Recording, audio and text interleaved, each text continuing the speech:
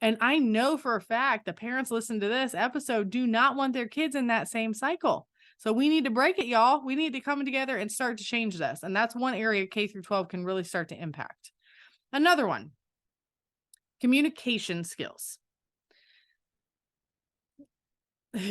This is one of those a lot of parents probably gonna snicker because they're like, man, my kid don't know how to talk to other people or adults, or they're very introverted or they're shy. And we've all been there as teenagers. I was always scared of public speaking when I was a kid and a teenager and all that stuff.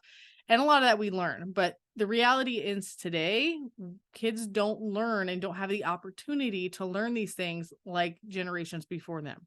And technology, as great as it is, can also be a hindrance to your communication styles and your ability to communicate professionally and via email or all these other things. So, give you some more stats around this.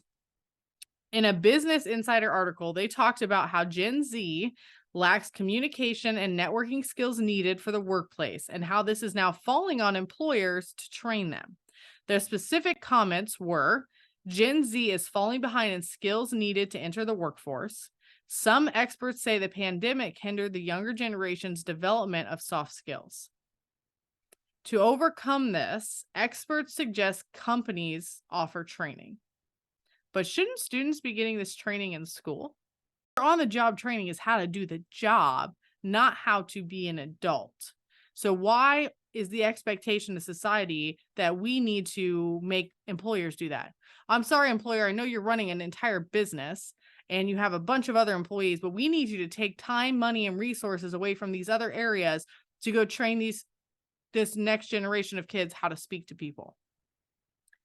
That doesn't sound very sustainable to me. And I know inflation sucks. And if we don't want inflation to keep going up, that's probably a really bad idea.